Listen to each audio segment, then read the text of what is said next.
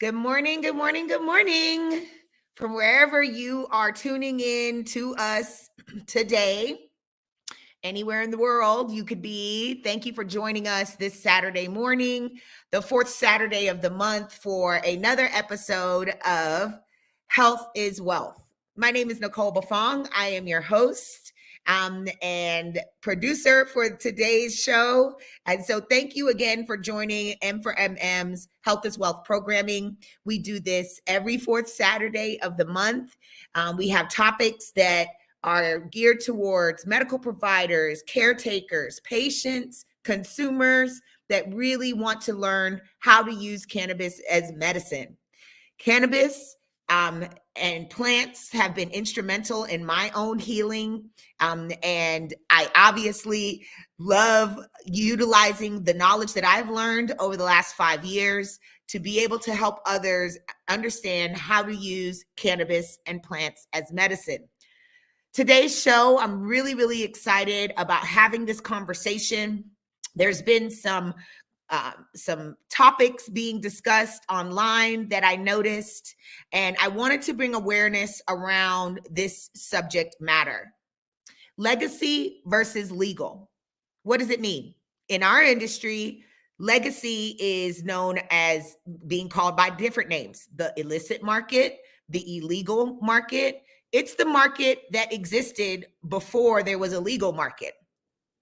The legacy market is how I prefer to address it, because they were the legacy operators. They were the ones that existed before this industry even thought about becoming legal.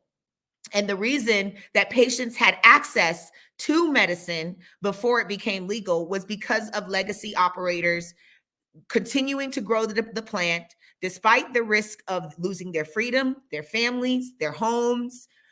They knew how important it was to continue to provide patients with access to this plant. And so today, I thought it would be great to bring on a cultivator, someone who I admire so much and inspires me with all the work that he's doing in Oregon, and with CHEM Global Alliance and ACHEM. One of the boards that I sit on is ACHEM, Association of Cannabis Health Equity in Medicine. This organization, started by the Knox doctors, and Travell Bradford, you'll find out, is one of the co-founders. And we'll talk about all of the other things that he does. But he is a farmer, and has been for several years. And I'll let him tell you a little bit more about what that looks like. But today's conversation is to help individuals that may be living in an illegal state and legal states really understand why you are buying from the legal market. Why is it important to know your grower? Why is it important to know the practices that they have when it comes to cultivating the flower? My medicine, that's what I consider it. And so I'm very particular about what legal brands I buy, because I have to know their cultivation practices. I have to know whether or not they're using pesticides. I prefer organic grow. And so not many legal operators grow in that way, but there are a few that do. And so that's what today's show is about. I'm excited to get this conversation going. I think we have our guest ready to go.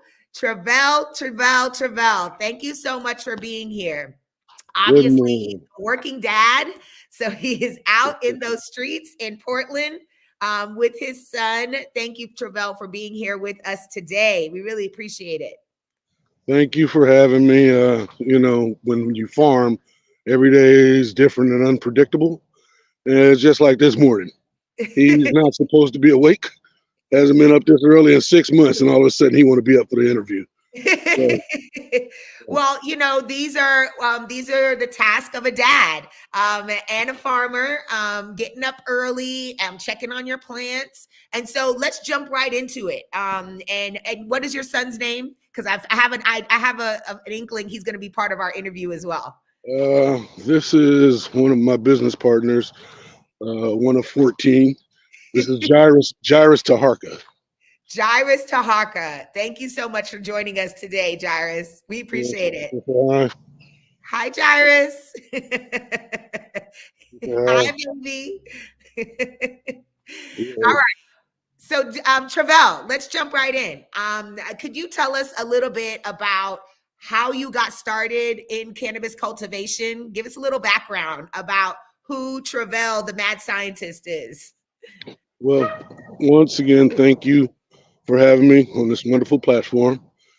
Uh, Honored to be here. Ooh, uh, Travail and cultivation of marijuana. Well, I started cultivating marijuana when they was calling it reefer. Okay. So that kind of gives you a little bit of age placement. I've Yes. been cultivating reefer cannabis for 40 years at least now. Yes. I'm closer to 100 than I am zero. So um, been doing it. There's a lot of trial and error, a lot of different techniques I've come to learn. Uh, I don't know if I've actually mastered them all, but I'm working towards my masterhood, if I call it that. That 10,000 hours. Got it. And so that's what makes you a master cultivator is 10,000 or more hours. Is that correct? Well, to be a master in anything, it usually requires 10,000 hours Okay. uh, of repetition and practice. Yes. So I'm probably at 3,723 hours over 40 years, right? Wow. No. Wow. So it takes a long time. All these master cultivators that are claiming to be master cultivators out there probably are not. Um, Well, you have some people that have some unique techniques, and yes. once you figure out your system, just like McDonald's or Burger King, I don't mean to bring up a fast food chain when we're talking about health and wellness, but um, they have systems that work, and the Right. systems make money, and you get the same quality product every time. Every time. Same thing with cultivation. Ooh, Lord Jesus, this little boy pick a fine time to get sleepy. You know. So, okay. So tell us, Travell, what motivated you? So you were in the, let's say, legacy market for the first part of your career, and you were operating in Portland, Oregon. Is that correct? Oh no, no, no. Um, Originally, I'm from the Bay Area, Okay. So Northern Oak- California. Oakland, California, Hmm. the Bay Area. Um, and there, um, if you grew, I'm gonna take a break here. This little boy, you weigh too much. uh, Woo, Lord Jesus. It's the thing about farming, okay? Um, Back then, we had to go outside of the Bay Area to get good outdoor weed. So oftentimes I made a lot of trips. I ain't gonna say which direction, that'll be dry snitching, so to speak. No, We don't give would us too much details. Right. So it started, on the road, working with different growers, Yes. and then a little trial and error on my own, and from there, I didn't always get it right. Uh, a lot of times I didn't get it right, but bear with me, please. Let's switch arms. Okay, that's probably what I needed to do. Switch arms. But once you dial in on your techniques, Yes. they got some guys that are artisans. They really know what they do, and it's all about the soil, the plant, and usually when you find growers that are truly in tune with the earth, with the environment, with people, and good energy, the flower will display that when you Display that. smoke it. Mhm. Exactly, you'll receive everything that the grower put into it. So if you got a grower that's just commercial, trying to be about the money, rushing, doing things, chances are, unless they got a good system, you're gonna get some. Boof. What do I call it? Garbage weed. Okay, I'm glad. I'm gonna let you use the words, right? And the sad thing about it, a lot of this material is being grown and sold as long as the THC percentages reach a certain number. And I mean, you got growers that have been growing for a long time, so there's a lot of tricks of the trade to manipulate. Fortunately, I spent about a year and a half with the very first licensed recreational medical lab testing lab here in Portland, Rose City Laboratories. So I was able to get some insight on a lot of different techniques on what is good medicine and what isn't good medicine. Okay, so we're gonna jump into that. So wait, so all right, so let's go back though. Legacy market, you moved into the Portland area to go into the legal market. No, well, yeah, eventually. So what happened? I came to Oregon, Okay. and I didn't go far enough north to get to Portland. Let's just say I was in the southern part of Oregon, Okay. and that probably is not where a brother want to stop right away. Maybe now it's cool, but we go back, 20 some years. 20, 30 years ago, and you was really playing with your life out there on the road, some of them back roads Right. out here. Right. The hills have eyes type stuff out here. I'm gonna tell you. Right. Okay. There I was. I was growing inside of our house in the basement and was transferring plants out to a farm location. And the neighbor across the street, who had been,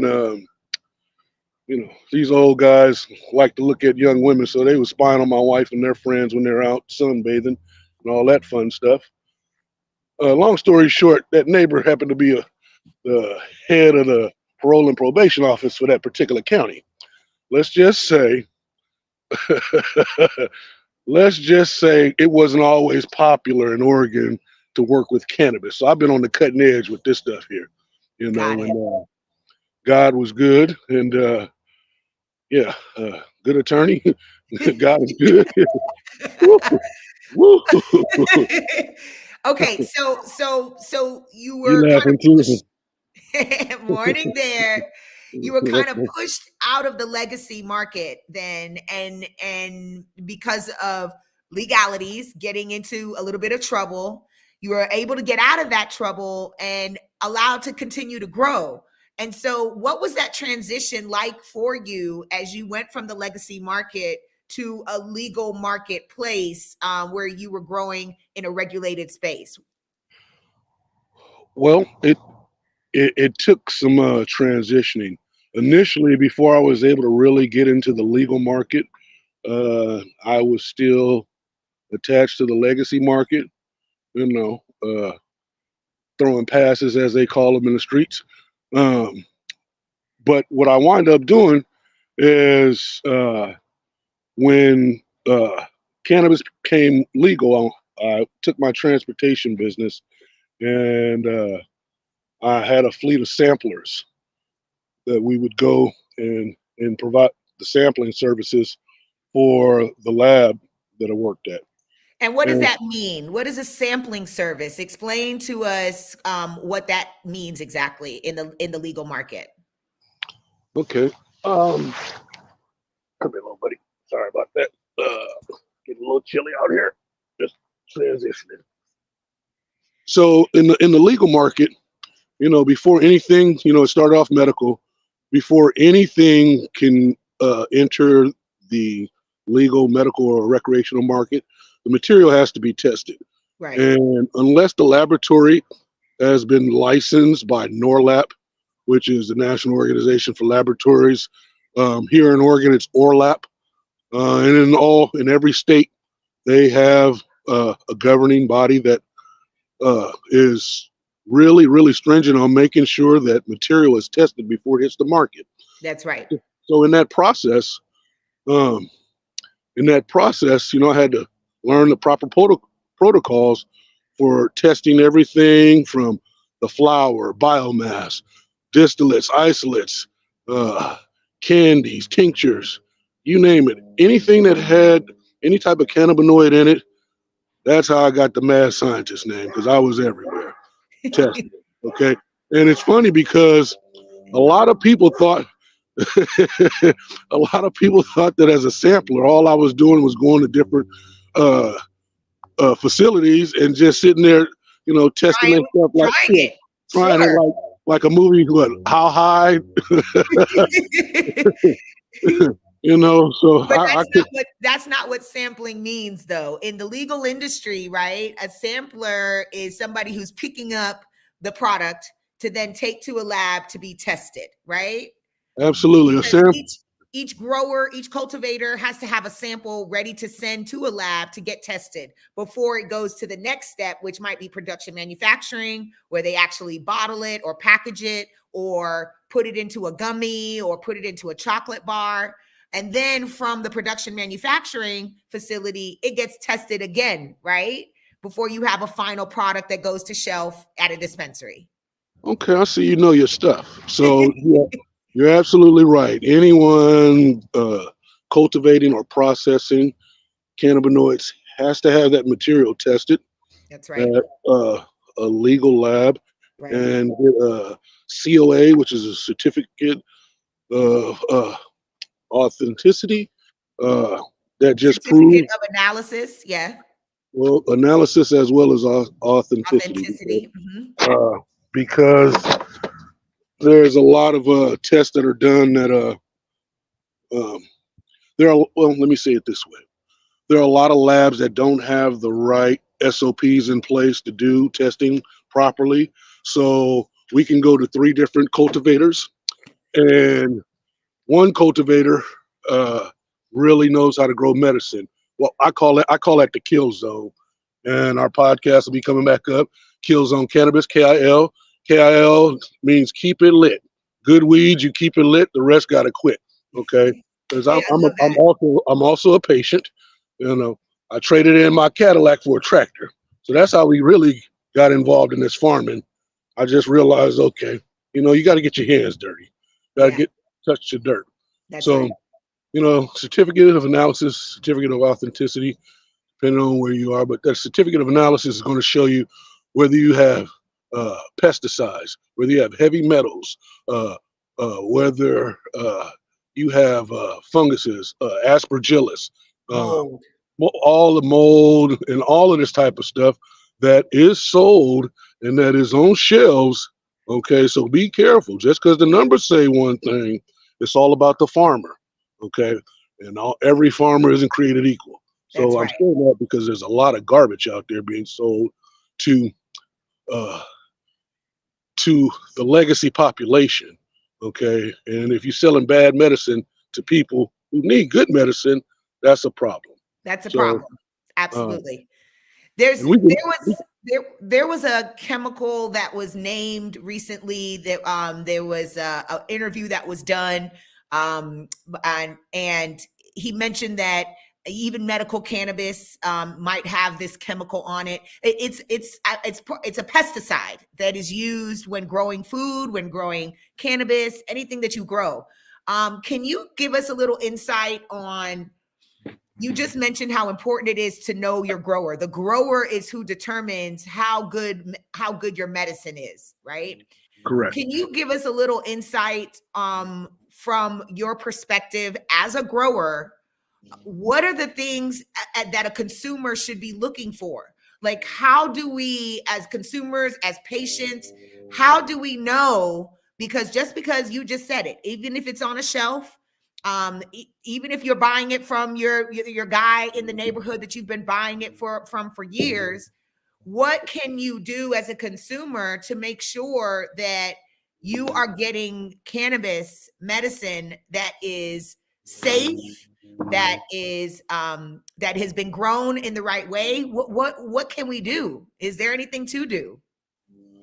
That is really, really a great question.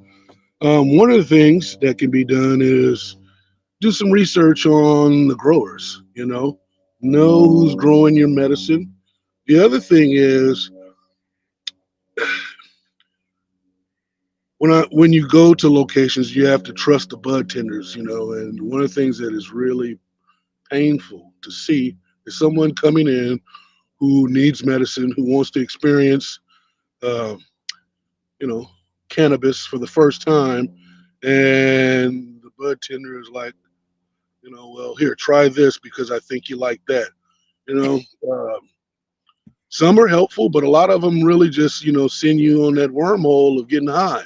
So, you may you may work well with sativas, versus indicas, which will slow you down. Sativas kind of energize you and that sort of thing. For me, I like my indicas. Okay, they energize me. They do everything perfectly. Sativas make me do too much house cleaning, so I try to stay away from that. Then my wife Well, is out. well, Travell, can we confidently say that these terms that have been added to cannabis flower, sativa, and indica are marketing terms? And really, you're looking for the right terpene profile that will help you get the feeling that you want to get, right? Absolutely, and that's it. So there was for years I used to think when you smoke some good reefer that you cough and you choke and it was yeah, if you didn't cough it wasn't real, It right? wasn't good. No, see, you're not supposed to cough from your medicine like that. That's It's right. supposed to be smooth. The ash is supposed to be white. It's clean, smooth. That's for those that are smoking it, the combustion. Um, but apart from that, no, it has to be clean. It has to be healthy, and just there are a lot of people that are taking shortcuts. Let me call it that. Right. Shortcuts, trying to figure out a way because it's tough, to be a cultivator, to be in this business. Just the licensing component alone, uh, the cost of doing that is set so high that the average legacy person, individual period, can't even cross the threshold to even participate. So That's that right. pushes them back towards the black market, the streets, that same danger that people of color have had to deal with in the war on drugs, and then the residual effects of that, what it's done to families and communities, we're still dealing with it. And That's even today in the industry, they don't take into account like packaging, you know. But in legacy communities, you see more package and garbage distributed on the ground. Um, so that also creates an additional problem when we're talking about uh, health, health equity, environment, and things like that, economics. So there are a lot of different barriers and walls that need to be broken down in order for us to truly experience this medicine, this plant, and the that's right. full healing potential of it. Mhm. So I can deep dive on into it, but I'll digress a little bit. No, but you mentioned something that I do want to touch on, Travell. You talked about the quality, right? How does that differ from the legal versus the legacy market, right? Um, Even if you're getting it from the legal market and they have used a lab that they've paid off to make sure that their amount of THC that's put onto the label is really, really high because they think that they assume that that's what the consumer wants. They want something that has high THC versus checking to see if it has heavy metals or mold or bacteria. That's not what the consumer is checking for because they presume that if it's on a shelf in a dispensary in a store that it's safe, that all of those things have been tested. Can you share with us, a little bit about, okay, when you were going from legacy to the legal market and you were growing in your basement, was there a way for you to check and make sure if there was mold on your flower? Like how did you know for sure that what you were growing, wasn't going to make people sick? Like was there a way for you to test it? It's kind of like this for people that cultivate. Clean cultivators usually produce clean medicine. That's right. Now, if it's very important that the environment that you're growing in, if it's indoor, is completely clean. The air, the environment has to be pristine in order to have the potential to have a successful crop. That's Now, right. most people do not do the proper biosecurity uh, programming in their facilities to where they're, killing air and surface pathogens immediately. And you have to do this daily, keep your workspace clean. But, most people, it's tough. Cannabis cultivating is not easy. And when I say cannabis, I'm not just talking about uh, THC cannabis. I'm also talking about industrial hemp.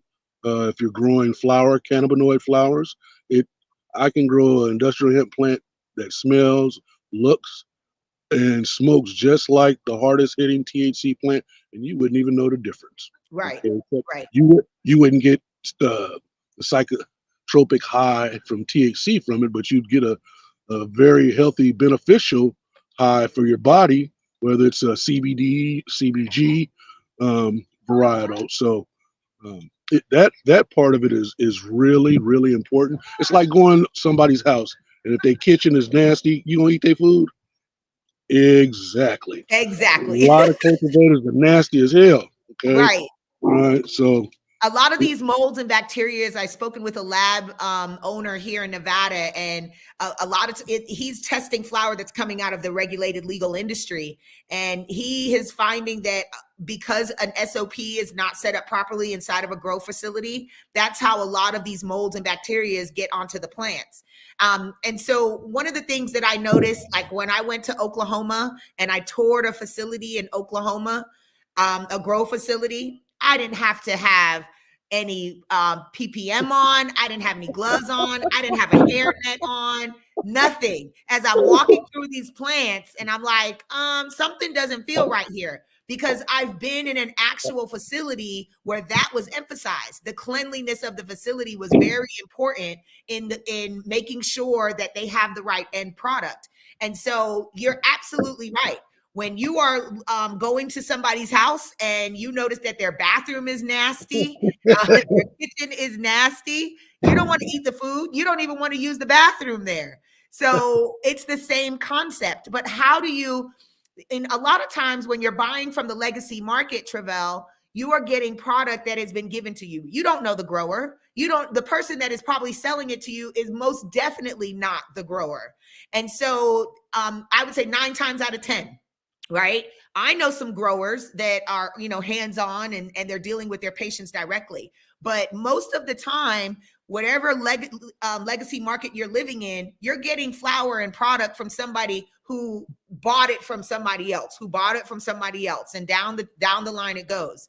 So Travell, can you give us some pointers as a grower, and you've been in the legacy market, you've been in the legal market.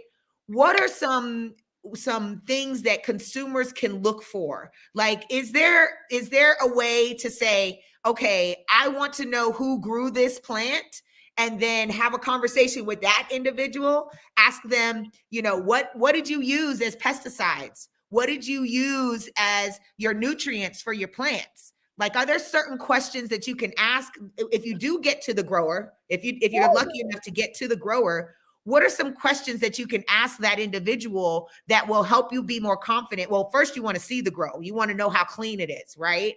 If you have the opportunity to do that. Most cultivators that are growing in the legacy market, they don't want to bring you to where their grow facility is, because that's opening them up for liability. I get it. I get that.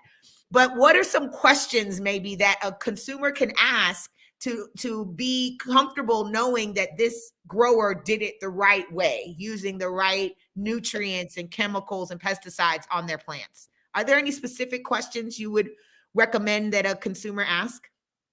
a couple of questions that are simple but good questions to ask. You can ask one: was it grown organically? Mm-hmm.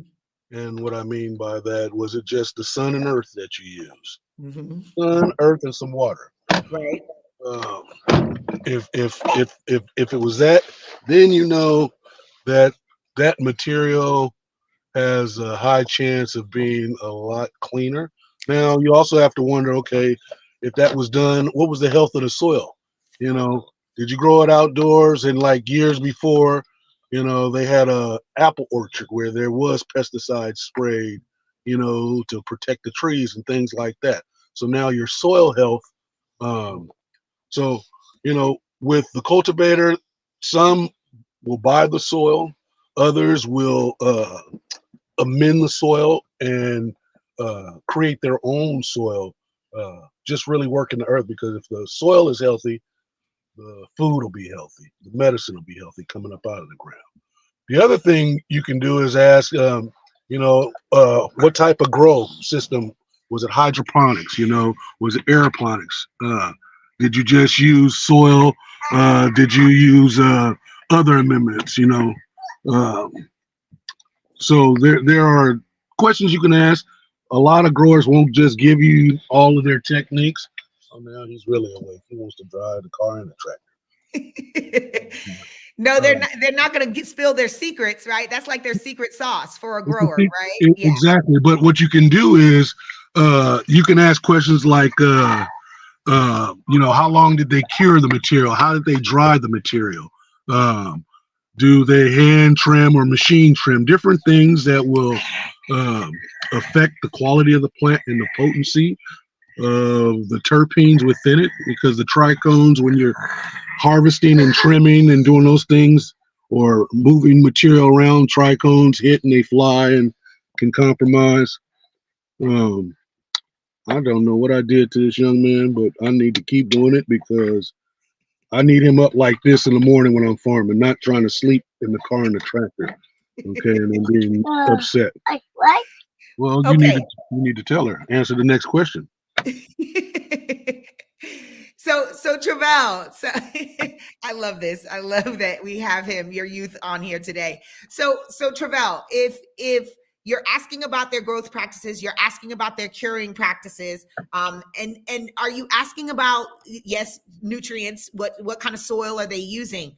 But in the legal market, you're not asking these questions because you're just assuming that all of that stuff has already been done, right? All of that stuff has already been, reviewed and evaluated. I know here in Nevada, there's only a couple of growers that are considered organic growers. They make their own compost. They use ladybugs as pesticides. Shout out to GLP. We love GLP, Green Life Productions. They also grow their own organic produce on a farm in Nevada. And so when you are going into a legal marketplace, when you're going into a legal dispensary, when you ask for the COA, do you then say, okay, can I go to this grower's facility and ask to look at their grow? Because I know a lot of the dispensaries or cultivations here in Nevada, they're open to that. You have to make an appointment and you go in and you got to get it sanitized and you got to, wear booties on your shoes and complete covering from head to toe in order to go into these grow facilities. Well, the ones that are doing it right, at least. Exactly. And so what are some of the questions you should be asking if you're going into the legal market, into the dispensary, to make sure that you're getting a product that you want, like that is a clean, good product? Well, that is almost like dealing with a 2-year-old child and telling them you need to do this and do that and expecting them to do it. Okay.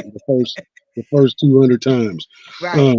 One of the things I will say, I know in Oregon, any licensed dispensary right away cannot put anything on their shelves unless it is coming from a licensed producer, a licensed processor who has COAs for their materials. Right.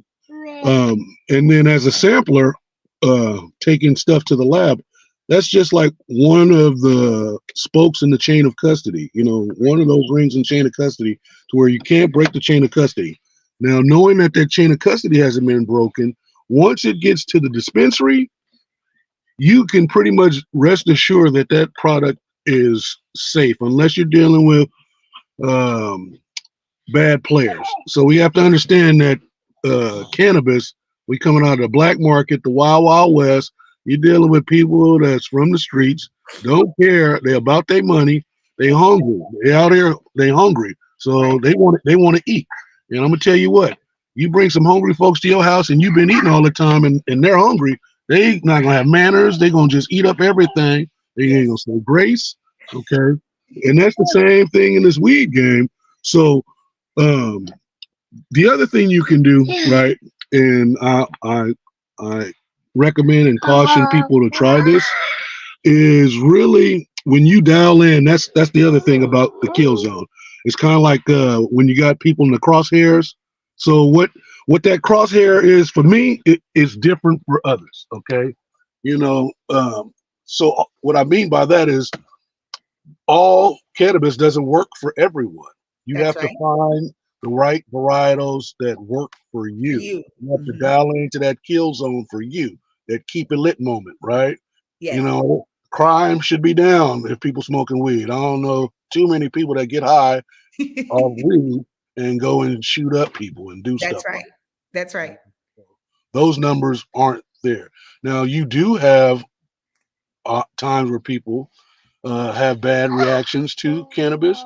You do have times where people lace their cannabis with other stuff, and you do have growers that use chemicals that react to people's bodies when the cannabis is heated up and begin decombobulation to where the plant is heated up and it changes its form. So That's those right. things all happen when flame comes to the fire, comes to That's the right. plant when you And smoke. here in Nevada, they are bombing the flower. So they are sulfur bombing it to kill bacteria. They are radiating it to kill bacteria and microbials so that they can pass tests.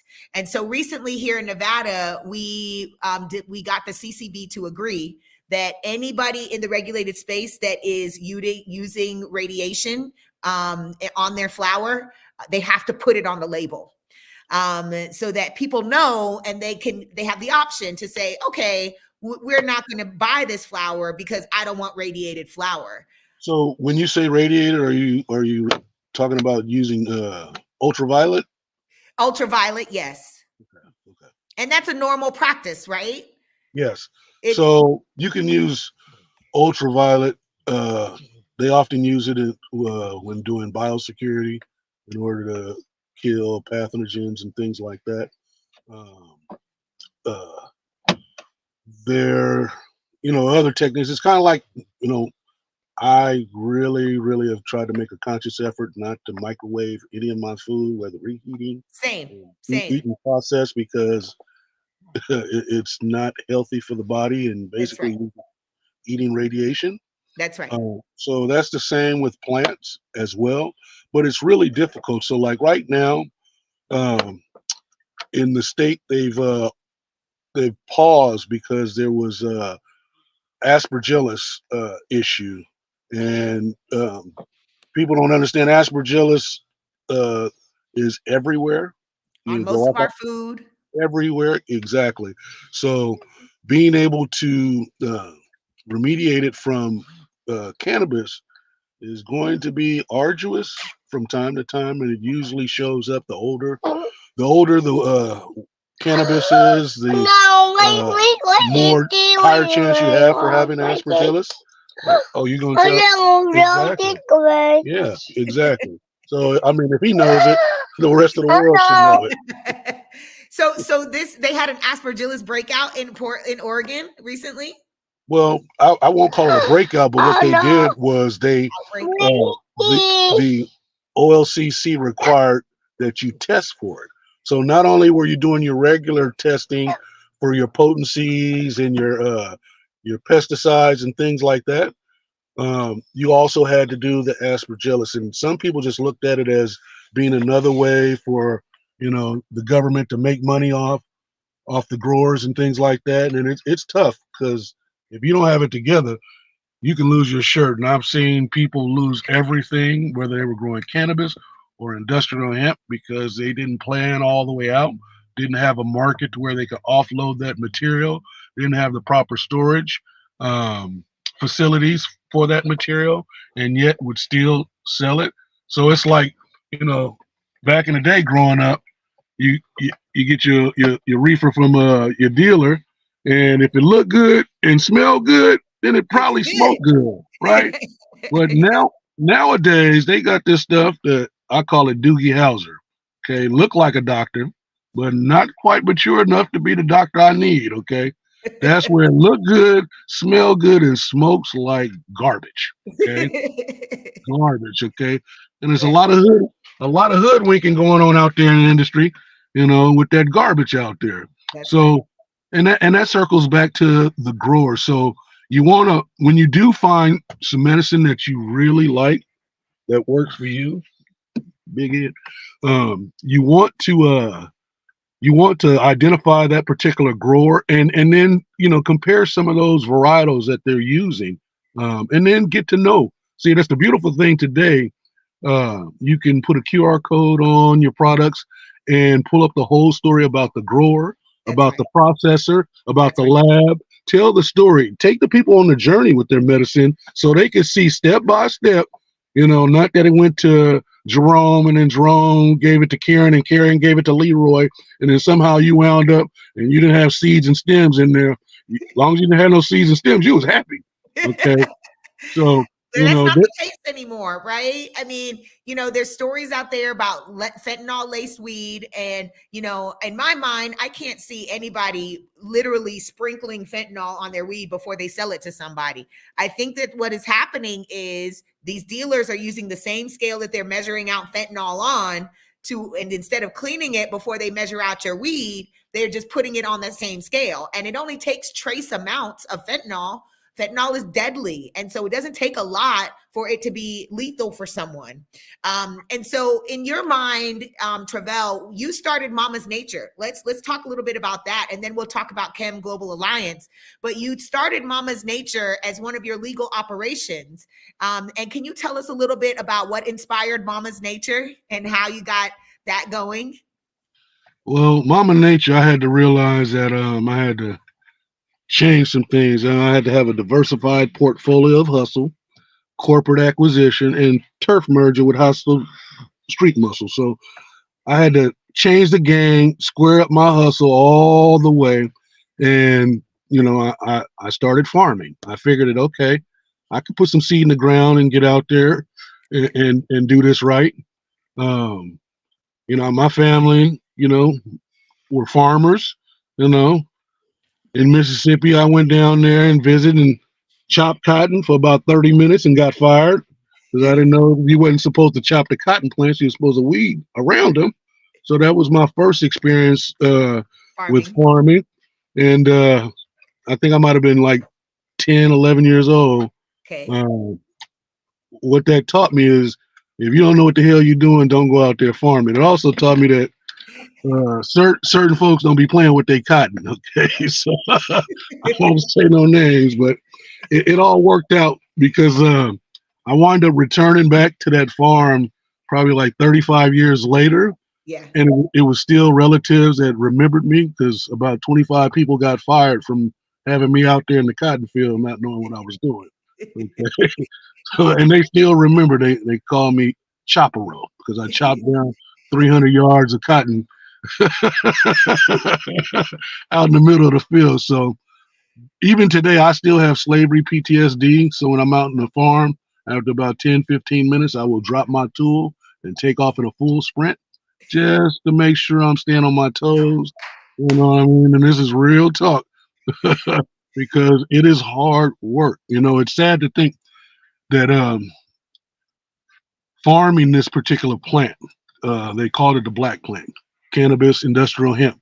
And one slave was responsible for 17 acres of material. Okay, 1 acre of material, you need at least 10 people that's willing to really work hard to manage that properly if you're doing flour. Biomass, not the same. So it allowed me, first of all, to get into the cannabis space and get out the legacy by going into industrial hemp and farming when the Farm Bill came along, which opened up the door for individuals who were in legacy to transition to the legal side. The threshold and the cost for industrial hemp production is a lot cheaper than for actual THC cannabis cultivation. That's right. The licensing, everything. Access. You can you can Access. you can get a business loan. Exactly. These different things. So all of these different uh, things um, played into my decision to do things. So from there, the birth, Mama Nature. My mother's a disabled vet, and has some different things that she's dealing with. A lot of her friends, from pain to seizures to depression, you know, Right. just really sad. And I saw an opportunity to help people. So Mama Nature Mama Nature CBD, we nice one, son. We produce right now. We got 120 different products that we manufacture and produce. We do blank labeling. They call it white labeling. I like to call it cultural labeling, but we'll blank label. We have not only are we using nano infusion with our cannabinoids, water soluble nano infusion. That way, the activation is better for your body. And then the material that I like to use in my plants and my products is CBDA, the acidic form, rather, or THCA, rather than the actual THC or CBD. It's stronger. So I have a processor who processes the material using water, not solvents, not ethanol, not butane, but water. And he processes a plant, fresh plant or frozen plant with water. And on the other end, it comes out in a powder form. Okay. One simple process. Okay, buddy, I got you. Here, take that. So from there, I have everything from barbecue sauce, teriyaki sauce, hot sauce, salad dressing, seasoning salt, lemon pepper. You think of a seasoning, we have it infused with cannabinoids, ice cream, chocolates, gummies, beverages, tinctures, pain creams. The list goes on and on and on. I love it. I love it. And so these are all CBD products, Travell, so they can be shipped anywhere in the country, right? Absolutely, anywhere in the country and all over the world, because the CBD has less than 0.3% THC, right? We're almost done, baby. We're almost done. I promise. We're almost done. We're gonna hold y'all back in just a few minutes. I promise.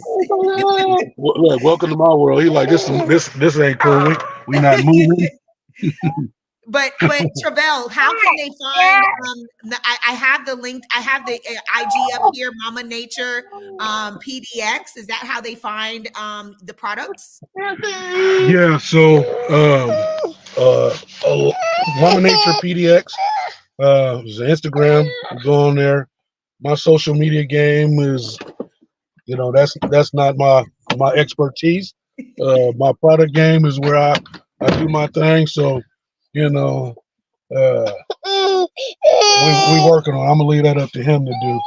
Right. Okay, when he's ready. All right. Yeah. So, what is a good email address for you, Travell, so that we can make sure that if people want to get in, and then tell us a little bit about tell us a little bit about CHEM Global Alliance and how you got involved with that project and the Knox Doctor. Okay, let me transition here because this little dude. We'll do that here. One quick second. Yeah, you can stand this up. How about that, buddy? He just wanted to drive. So, hit me with the question one more time, so I make sure. Yeah, sure. No.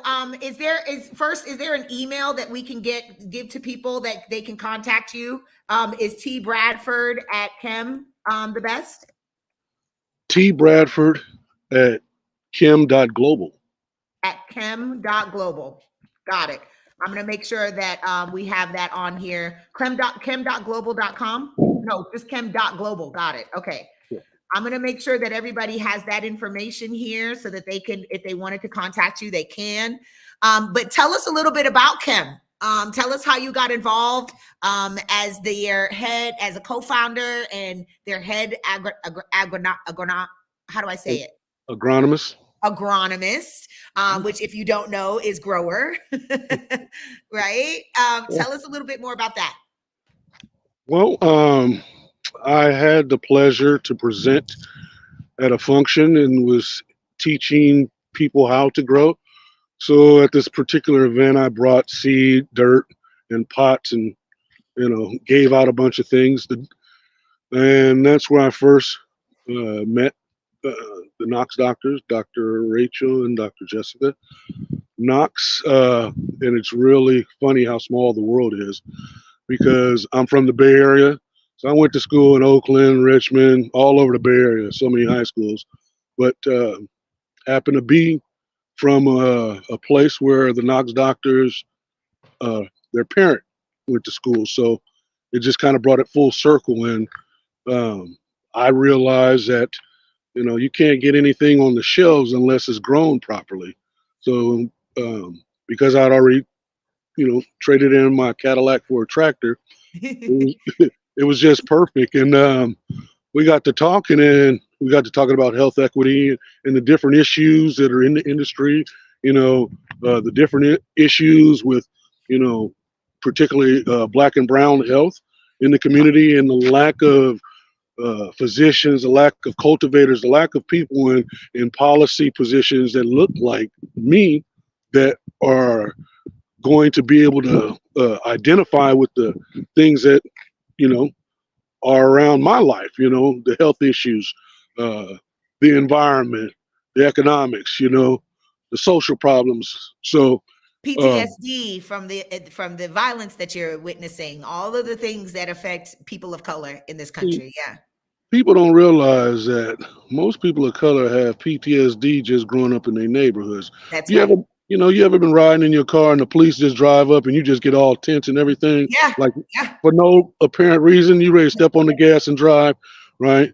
That is a part of that cultural PTSD that has been yes, instilled. Um, yes, so I looked at it as an opportunity to really give back to the yes. community. If I could change a life by growing food and medicine the right way, then that was going to be my way of paying back, paying it forward, because I done did my share of dirt in these streets, whether it was because I had to survive. Right. And I mean, eventually you just reach a point to where you got to make some changes, and you got to look at it that everything that I do affects someone else, That's right. and everything other people do affects me as well. That's right. So it just became a humbling moment. And then, from there, uh, Dr. Rachel, she and Dr. Jess, uh, you know, really brilliant people, really surrounded myself with smart folks that look like me. That's And right. I had to become the dumbest person in the room in order to move forward. So I love that. Yeah. we did that. And, initially, everyone thought that these plans were too big, because the main focus was to deal with food insecurity within our communities, and also to deal with houselessness, uh, the problem with houselessness. So, the focus is, we want to grow not only the cannabinoid medicine that people need, but we also want to grow superfoods, you That's right. know, grain varietals, hemp That's right. seed, That's right. right? Really good superfoods. And then, those dual purpose, we'll take the stock and use that for fiber and building materials. That's right. Okay. So, That's right. one of It's the a things, multifaceted plant. It can do so many things. So many and, things. and these are things that I'm already doing. It's not like just talking about it. These are things that are already being done here. So, I know that 3 acres of industrial hemp, dual purpose, I can pretty much build a like 2,000 square foot building. House. Yeah. So I can take that 2,000 square foot building, break it up into 10 buildings, and I have 10 200 square foot homes for people who are dealing with homeless issues. Houselessness. That's right. Exactly. That's right. So when you start thinking out of the box, then also you have them in a healthy space. Okay, you're not going to have mold issues. You're not going to have to deal with the heat and the cold elements um, using these particular materials. So it's just doing things different. And from that, we morphed ACHEM, the association for physicians, nurse practitioners, healers, students. We have the Alliance, which is our educational, CHEM Alliance, our educational arm, where we educate, advocate, and demonstrate. We have our CHEM cooperative, our farming cooperative, where we grow food and medicine. Okay. That's right. And we come together and do that within our cooperative. We have CHEM Coalition, which is the coalition members, and we, use complex integration to create, good B2B and B2C and create opportunities. Um, am I leaving out any of the other organizations? Uh, No, I we, think that's about it. I mean, ACHEM, I sit on the board of ACHEM and have for the last couple of years. And it's essentially, like you said, it's specifically developed for people of color, healers, medical professionals, those that are living in their community that want to see their communities healed.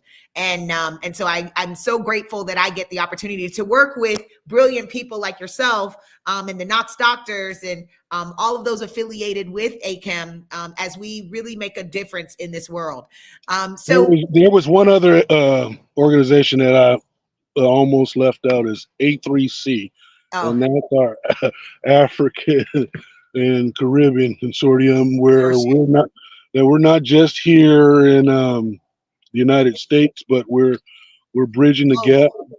That's right. globally, to give opportunity to teach people about the plant and provide good medicine, good products worldwide.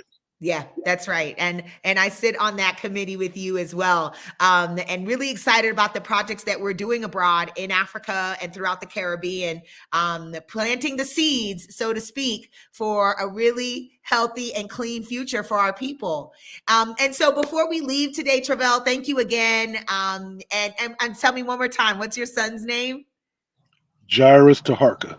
Jairus Taharka, thank you both for joining me today. Is there anything else you'd like to leave with the people before I kind of wrap up and summarize what we reviewed today? Absolutely. Educate yourself about what's out there, what you're smoking. Just don't run out there putting things in your body that you have no idea. You have the power as consumers. You have the power. Take that power back. Stop giving your power away to everybody so freely. Use it. And then at the same time, support this young lady right here, okay, and her movement, because she has a good heart. And I don't know how she does it. She gets up at 3 a.m. in the morning if she has to, okay, 12 at night. It don't matter. Support her movement. She working hard. So, Thank you, Travell. I appreciate that.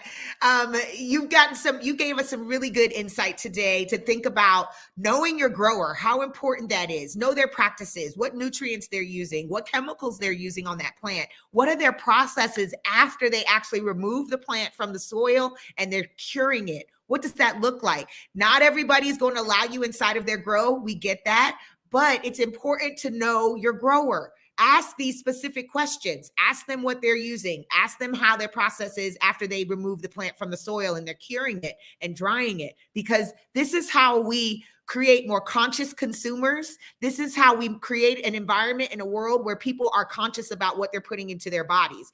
I know I only buy from farmers markets my food because I'm very particular about the food that I'm putting in my body, because I consider my food my medicine. And mhm. so I don't shop in the grocery store anymore because I know the processes that food has to go through before it gets to shelf. And so I'm very particular about that. And I'm the same way when it comes to my cannabis medicine. It's why I moved from Georgia, which at the time was not a legal state, and moved to a state where it was regulated and I had safe access to medicine.